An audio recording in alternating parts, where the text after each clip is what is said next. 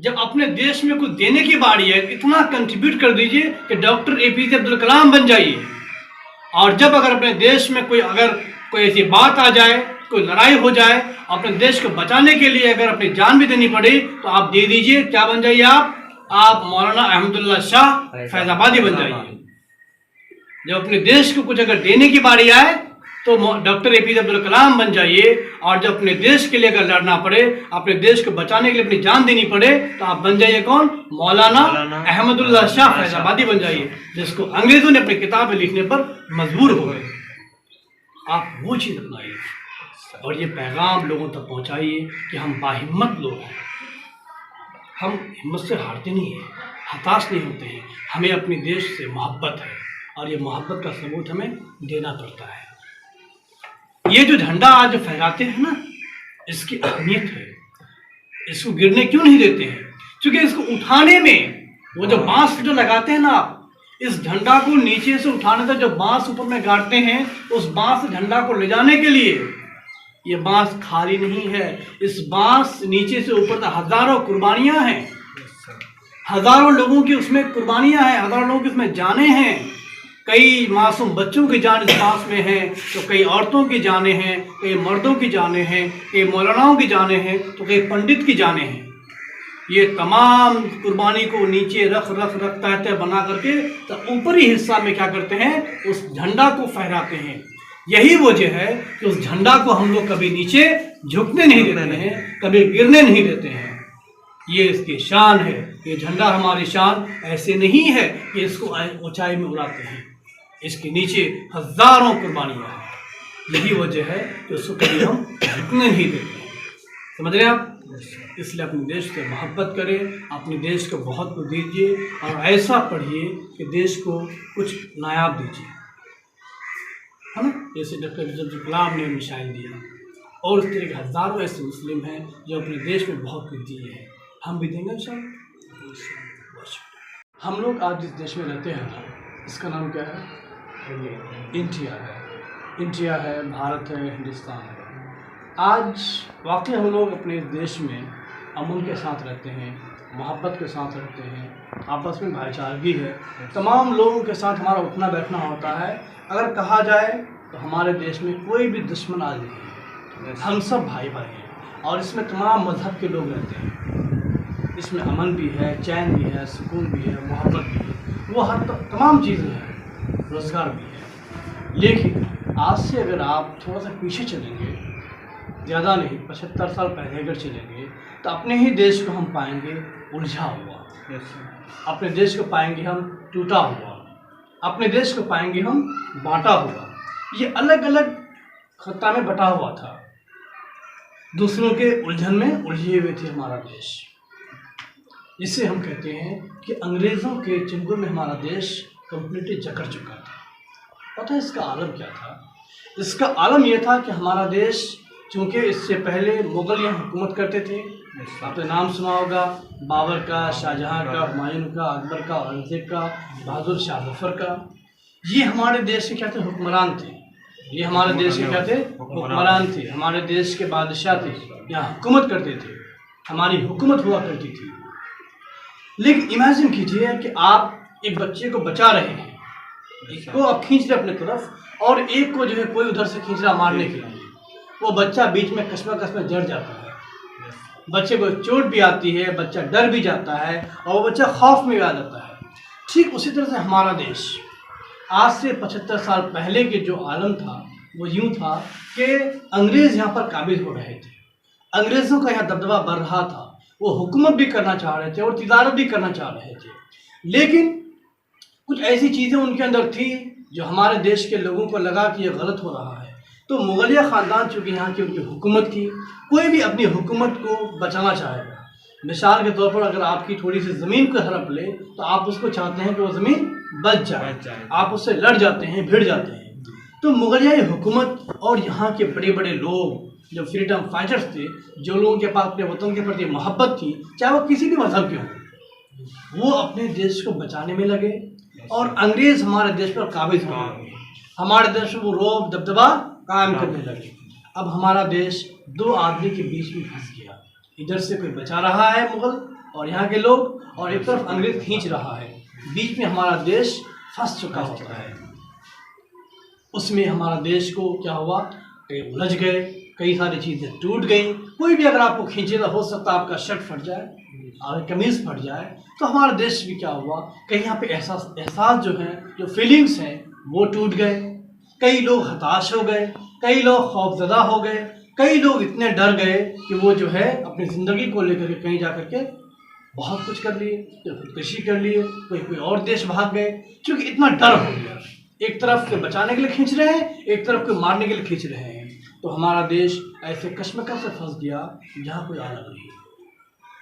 लेकिन अपने देश चूंकि गुलाम हो चुका था, अंग्रेज यहाँ पर काबिज हो रहे थे। अब जाहिर सी बात है कि आपके घर में कोई अगर डाकू आ जाए तो आप उसको बचाएंगे क्या? उसको जाहिर सी बात नहीं, उसको भगाने की तमाम कोशिश करेंगे। और इस कोशिश में हो सकता है आपके जो है आपको चोट आ जाए, आपके हाथ टूट जाए, मुमकिन है कि जान भी चली जाए। लेकिन आपका मंशा क्या रहता है, उसको यहाँ से भगाना है। अब इसलिए भगाना है आपको। हमारे देश में जो सबसे पहली जंग हुई थी, जिसको हम लोग कहते हैं फर्स्ट वॉर ऑफ इंडिपेंडेंस, ये जानते हैं कब हुआ था? नहीं पता। नहीं पता आपको? कोई दिक्कत नहीं। 1857 को जब अंग्रेज यहाँ पर आए तो उन्होंने बिजनेस करना चाहा। बिजनेस करते करते करते करते यहाँ के साइकोलॉजी को पढ़ लिया, यहाँ के लोगों को देख लिया, यहाँ के लोगों के उठना बैठना, यहाँ के लोगों का जो अंदाज था वो सब कुछ पढ़ लिया। उसके बाद उन्होंने सोचा यहाँ हम हुकूमत करेंगे ईस्ट इंडिया कंपनी के थ्रू। अब चूंकि हमारे यहाँ के जो हुक्मरान थे उनको लगा कि अंग्रेज हम पर काबिज हो रहे हैं, ये हमें ही लूट रहे हैं, हमारे लोगों को जो है दबोच रहे हैं। तो यहाँ के लोगों ने, जिनको अपने वतन से मोहब्बत थी, जो यहाँ खैर खा चाहते थे, जो यहाँ अमन चाहते थे, जो यहाँ सुकून चाहते थे, वो लोग अंग्रेज से भिड़ गए। और 1857 को क्या होता है, एक बड़ा जो है एक बड़ी जंग हो जाती है पूरे मुल्क हिंदुस्तान में। तमाम स्टेट के लोग क्या हो जाते हैं, एक जगह इकट्ठा हो जाते हैं और एक नारा होता है कि अंग्रेज़ों को यहाँ से भगाना है। 1857 की जो जंग है, जिसको बगावत हिंद भी कहते हैं और फर्स्ट वॉर ऑफ इंडिपेंडेंस भी कहते हैं। ये कहानी बहुत लंबी है, मैं वहाँ नहीं जाऊँगा, लेकिन मैं एक चीज़ बताना चाहूँगा। इस देश में तमाम लोग रहते हैं, हर मजहब के लोग रहते हैं, लेकिन हुब्बुल वतनी जो है हमें बहुत ज़्यादा है। हुब्बुल वतनी कहते हैं वतन के प्रति मोहब्बत। ये देश को जितना महात्मा गांधी ने सींचा है, जितना और हिंदुओं ने सींचा है, उससे ज़्यादा कहीं ज़्यादा मुसलमानों का भी शुरू हो रहा है। हज़ारों ऐसे उलमा थे, हज़ारों ऐसे मुसलमान थे, फ्रीडम फाइटर थे, जिनको अपने वतन से मोहब्बत थी, वो देश के लिए लड़े।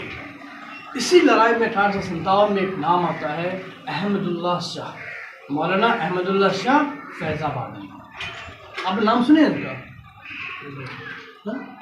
सुने, मौलाना अहमदुल्ला शाह फैज़ाबादी। ये एक मौलाना थे। अब देखिए मुल्क की आज़ादी के लिए एक आदमी कहाँ तक चले जाते हैं। 1857 में इनकी जो कुर्बानी रही है बहुत ज़्यादा रही है। कुर्बानी आप लोग समझते हैं ना, कुर्बानी को डिफ़ाइन नहीं किया जा सकता है। कुर्बानी किसे कहते हैं, इसका डेफिनेशन नहीं दे सकते हैं आप। हज़रत इब्राहीम अलैहिस्सलाम जो है, हज़रत इस्माइल अलैहिस्सलाम की कुर्बानी देने के लगे, अल्लाह ने उनको हुक्म दिया कि आप इन बेटे को कुर्बानी दीजिए। आप सोचिए, एक बाप एक बेटे को कुर्बान करने जा रहे हैं, आप समझ सकते हैं कि कुर्बानी का मतलब क्या हो सकता है। इस देश को बनाने के लिए, इस देश में अमन लाने के लिए हज़ारों लोगों की कुर्बानी रही है। अब कुर्बानी का डेफिनेशन आप समझ सकते हैं मयार में क्या हो सकता है। मौलाना अहमदुल्ला शाह फैज़ाबादी जो थे, वो तमाम लोगों को इकट्ठा करने लगे, अंग्रेज़ के खिलाफ भड़काने लगे। आप पता है आलम ये हुआ कि उस ज़माने में जो यहाँ पर कैपिटल थे, जो बड़े बड़े जो कमांडर थे अंग्रेज़ों के, वो जो है हार गए उससे। ये तमाम फोर्स लगा दिए उनको मारने के लिए। उन्होंने ये कहा, अंग्रेज़ों ने कहा कि हमारे लायक जो कोई दुश्मन अगर है पूरे हिंदुस्तान में, एक आदमी को हम दुश्मन पाया, हमारे जो लायक एनिमी है जिससे हम टक्कर ले सकते हैं, वो एक बंदा है, उसका नाम है सिर्फ मौलाना अहमदुल्ला शाह फैज़ाबादी। एक बंदा है। आप सोचिए, इतनी बड़ी आबादी में हिंदुस्तान की कितनी बड़ी आबादी है, वहाँ वो एक आदमी को अपना दुश्मन समझता है, जिसका नाम क्या है, मौलाना अहमदुल्ला शाह फैज़ाबाद। वो ये कहते हैं कि हमने तमाम कोशिशें अपना ली, हमने तमाम फोर्स अपना लिया, हमारे पास जो फौजी थे हमने उसको इस्तेमाल कर लिया, जो हथियार थे हमने उसको इस्तेमाल कर लिया, लेकिन इसको हम पकड़ नहीं पाए। बड़े बड़े अंग्रेज़ हार गए। आखिर में उन्होंने एक ऐलान किया कि हिंदुस्तानियों पर छोड़ दिया कि इस मौलाना को जो भी जिंदा या मुर्दा पकड़ के लाएगा उसको उस ज़माने का 50,000 रुपये इनाम दिया जाएगा। कितना? अब सोचिए, आज से 150 साल पहले 50,000 की क्या अहमियत रही होगी। उस ज़माने में सिक्के नहीं चलते थे, वो चांदी के सिक्के चलते। आज जो रुपया पैसा चलता है वो नहीं था, चांदी और सोने के सिक्के चलते थे। उस ज़माने में चांदी के सिक्के का आवक होता था 50,000 रुपये। ये इनाम रखा कि कोई भी इनको जिंदा या मुर्दा लेके आएगा, मार गिराएगा या जिंदा ला के देगा, इसको हम क्या करेंगे, 50,000 रुपये का इनाम देंगे। ऐसा किसने कहा? अंग्रेज़ों ने कहा। अब देखिए, हमारे जो दोस्त होते हैं या हमारे जो अपने लोग होते हैं, वो आपकी हर एक चीज़ को जानते हैं। आपकी वो क्या कमज़ोरी है, क्या मजबूत पहलू है, वो तमाम चीज़ों को जानते हैं। लेकिन आपके कोई अगर दूर के लोग हैं तो वो आपके बिल्कुल किसी चीज़ को नहीं जानते हैं। कहाँ आपका उठना बैठना होता है, आप क्या करते हैं, आपका अंदाज़ क्या है, ये दूसरा आदमी नहीं जानता है। लेकिन जो अपने हैं वो सब जानते हैं। तो हमारे कोई अपने भाई ने ही मौलाना को पकड़ने का अज़्म किया कि हम मौलाना को मार गिरा देंगे। लिहाजा क्या होता है, इसको पकड़ने का बहुत बड़ी साजिश बनाते हैं। एक राजा थे यहाँ पे, जो हिंदू राजा थे, उसका नाम था राजा जगन्नाथ। क्या था? राजा जगन्नाथ जो थे वो एक कॉन्स्पिरेसी बनाया, एक साजिश रचा। और वो साजिश के तहत मौलाना को कहीं बुलाते हैं और उसको जो है गलती मतलब कि गलत तरीके से उसको जो है मार गिराते हैं, उनका सर कलम कर देते हैं, उनको जो बिहेव कर देते हैं, सर तन से जुदा कर देते हैं और फिर अंग्रेज़ों के पास लेके जाते हैं और अपना 50,000 रुपये लेके चले जाते हैं। पैसे के लिए अपने देश का वो हीरा खो दिया जो अंग्रेज़ों को 1857 में ही भगा दिए होते। अगर ये मौलाना अहमदुल्ला शाह फैज़ाबादी जिंदा रहते, 1857 के जंग में आखिर तक अगर रहते, तो वो देश हमारा बहुत पहले आज़ाद हो गया होता। लेकिन हर जगह कुर्तुगलू होते हैं, हर जगह मीर जाफ़र होते हैं, ठीक है, हर जगह जो है कुछ हमारे अपने ही गैर हो जाते हैं, जो अपनायत खो देते हैं, जो इंसानियत खो देते हैं, जिनको अपने वतन से कोई मतलब नहीं है, वतन की मोहब्बत से कोई मतलब नहीं है, यहाँ के लोगों के अमन चैन के लिए कोई मतलब नहीं है, उनको अपने जेब से मतलब है, पैसे से मतलब है। जगन्नाथ जी को क्या किया, 50,000 रुपये की लालच दिया गया, उन्होंने अहमदुल्ला शाह को मरवा दिया और काट के वो जो है उनका सिर को ला करके अंग्रेज के पास रखा। अब देखिए, वो अंग्रेज जिनके पास सिर लाया गया वो मौलाना अहमदुल्ला शाह के बारे में क्या कहते हैं, आइए उसको देखते हैं एक बार। इस मौलाना का जब सिर लाया गया अंग्रेज़ों के सामने में, तो वो अंग्रेज़ एक जीबी मैल्सन है। देखिए उन्होंने क्या कहा मुल्क हिंदुस्तान में, जब उनका सिर लाया गया तब वो क्या कहते हैं, सुनिए। वो कहते हैं, "Thus died the Maulvi Ahmadullah Shah of Faizabad. If a patriot is a man who plots and fights for independence, wrongfully destroyed for his native country, then most certainly the Maulvi was a true patriot." वो ये कहते हैं कि मौलवी अब्दुल्ला शाह फैज़ाबाद के जो थे वो इस तरह से मारा गया कि अगर कोई आदमी अपने देश के लिए, अपने देश की आज़ादी के लिए साजिश करता है और अपने दुश्मन से लड़ने के लिए साजिश करता है और लड़ता है और वो आदमी गलती से मारा जाता है, गलत तरीके से, क्या बोलता है, रॉन्गफुली डिस्ट्रॉयड, गलत तरीके से उसको मारा जाता है, मोस्ट सर्टेनली, मैं पूरी इस बात ईमानदारी से कहता हूँ, कौन कहता है, जेबी मैल्सन, जो कि अंग्रेज हैं, द मौलवी वॉज अ ट्रू पैट्रियट। ये मौलाना सबसे बड़ा क्या था, देशभक्त था। मैं इस बात की गवाही देता हूँ। कौन कहता है, जीबी मैल्सन। वो कहता है कि अपने देश के लिए इन्होंने साजिशें बनाई, इन्होंने जो कॉन्स्पिरेसी बनाया और अपने देश से दुश्मन को भगाने के लिए वो तमाम चीज़ें उन्होंने अपना ली, लेकिन वो आदमी गलत तरीके से मारा जाता है। मैं इस बात को कहता हूँ पूरी ईमानदारी से, ये इस देश का सबसे बड़ा देशभक्त था। कौन कहते हैं? जीबी मेल्सन। और आगे से एक अंग्रेज थे जिनका नाम था थॉमस सीटन। क्या? थॉमस सीटन। सीटन बोलते हैं a man of great abilities, of undaunted courage, of stern determination and by far the best soldier among the rebels, Maulana Abdullah Shah. वो कहते हैं कि ये सबसे बड़ा काबिलियत वाला आदमी है, सबसे ज़्यादा काबिल आदमी, और जिसके अंदर हिम्मत का समझ लो कि पहाड़ है, इतना हिम्मत, और स्टर्न डिटर्मिनेशन, बहुत जिद्दी किस्म का आदमी। उन्होंने ठान लिया है लड़ने के लिए, वो लड़ेगा चाहे आखिरी सांस तक कुछ भी हो जाए। वो आदमी क्या बोल रहा है? And by far the best soldier among the rebels. और ये कहते हैं कि 1857 की जो रिबेल हुआ, उस रिबेल में जितने और दुश्मन थे हमारे, सबसे बेस्ट हमने किसको पाया सिपाही? अहमदुल्ला शाह को पाया, जो जिस अंदाज से लड़ रहे थे, जिस तरह से वर्गला रहे थे दुश्मन को। अकेले आदमी थे लेकिन हजारों को जो है दिल में खौफ पैदा करते थे। वो एक बंदा था जिसका नाम क्या है? अहमदुल्ला शाह फैसलाबादी। आगे देखिए, वो लिखते हैं the British could never catch मौलवी अलाइव। क्या बोलते हैं? कि the British could never catch मौलवी अलाइव। इस मौलवी को अंग्रेज कभी भी जिंदा नहीं पकड़ सकते थे। क्या बोलते? Could never catch him alive, कभी उसको जिंदा पकड़ नहीं सकते थे। उन्होंने क्या किया? The price of 50,000 rupees pieces of silver was announced to capture him.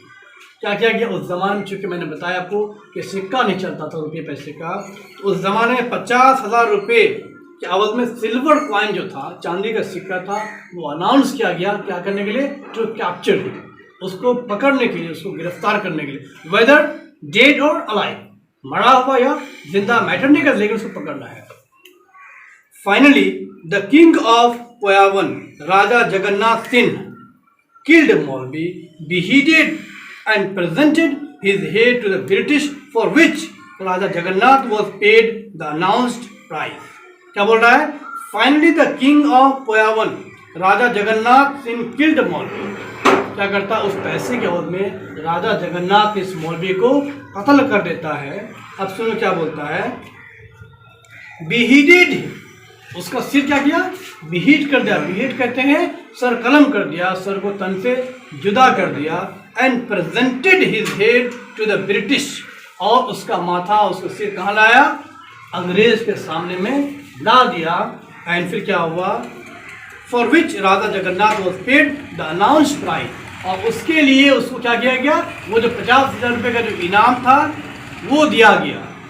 ये कौन लिखता है? कोई हिंदुस्तानी नहीं लिखता है, कोई मुसलमान नहीं लिखता। ये कौन लिखता है? ये अंग्रेज लिखता है, जिसका नाम क्या था? जगन्नाथ नहीं, अंग्रेज का नाम, उसका नाम था थॉमस सीटन। थॉमस सीटन पूरे वाकया को अपने किताब में लिखते हैं, और ये यहाँ पर वो दर्शाता है। आगे आइए, थोड़ा सा एक और समझ लीजिए आप। ये जीबी मेल्सन लिखते हैं, ब्रिटिश हिस्टोरियन जीबी मेल्सन, एक ब्रिटिश क्या हिस्टोरियन, एक इतिहासकार, जिन्होंने इतिहास को लिखा है। अंग्रेज की बात ही हो रही है, अंग्रेज ने लिखा है। क्या नाम है?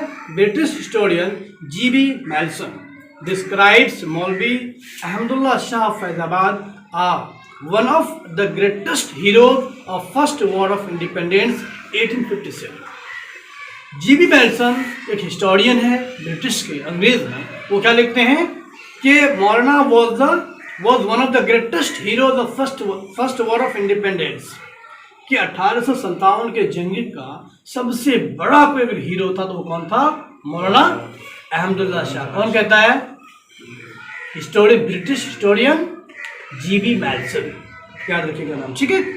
अब क्या लिखता है देखिए, the British considered him a worthy enemy and a British officer has praised him in flying words. क्या बोलता है? The British considered him a worthy enemy. समझ रहे हैं आप इस बात को? दुश्मन तो बहुत होते हैं, लेकिन क्या बोलते हैं जीबी मेल्सन कि अंग्रेजों ने, हमारी हुकूमत ने मौलवी अहमदुल्ला शाह को अपने लायक का दुश्मन समझा। समझ रहे हैं आप? यानी कि भाई ऐरो गैरो नहीं, वो तो लड़ा से दबोच देंगे, फेंक देंगे, डरा देंगे, खत्म। लेकिन हम अपने लायक, और अंग्रेज उस वक़्त उनके पास तमाम हथियार थे, उनकी फ़ौज यहाँ पर थी, तमाम अशायस उनके पास थे। वो कहता है कि हमने क्या पाया, एक दुश्मन पाया जो हमारे लायक था, जिसके लिए हम अटेंशन दिए, जिसके लिए हमने साजिशें रची, जिसको मारने के लिए हमने पूरा अपना हथकंडा अपना लिया। वो एक आदमी था मौलाना अहमदुल्ला शाह फैज़ाबादी। आगे क्या लिखते हैं, many British officers has praised him in flowing words. और ऐसे कई सारे जो ब्रिटिश ऑफिसर थे उस ज़माने के, वहाँ जो हिस्टोरियन रहे हैं, जो अपनी अपनी किताब में मौलाना अहमदुल्ला शाह के अच्छाई को बयान किए हैं, उनकी हिम्मत को दिखाए हैं, उनकी बहादुरी को दिखाए हैं। क्या बोलता है, Thomas Seaton described him as a man of great abilities. एक काबिल आदमी था। कौन कहता है, थॉमस सीटन कहता है, ऑफ अनडाउंटेड करेज, एक ऐसी हिम्मत का पहाड़ जैसा आदमी जिसको तोड़ने से भी नहीं टूट सकता है, इतनी ज्यादा उनके अंदर हिम्मत। फिर कहता है ऑफ स्टर्न डिटर्मिनेशन, एक जिद्दी किस्म का आदमी जो ठान लिया सो ठान लिया, अंग्रेज को भगाना है तो भगाना, चाहे कुछ भी हो जाए। ये लिखा है कौन, थॉमस सीटन, जो कि ब्रिटिश हिस्टोरियन है, एक ऑफिसर है।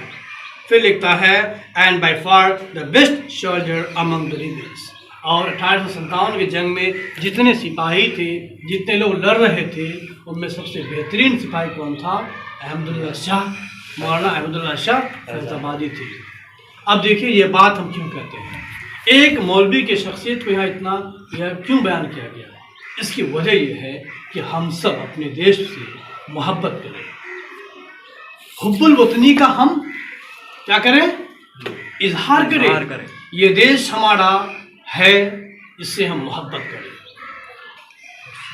अगर मौलाना अहमदुल्ला शाह अपने देश से मोहब्बत नहीं करते, उनके पास जो ऑप्शन था, वो चाहते तो कोई चले जाते, कोई भाग जाते, अपने घर वालों को लेकर के चले जाते कहीं। लेकिन उन्होंने क्या किया, अपने देश को बचाने के लिए अंग्रेज से भिड़ गए, और अंग्रेज ने जो है बाकायदा उनके वो मारने के लिए साजिशें बनाए, इतने सारे हथकंडे अपना लिए।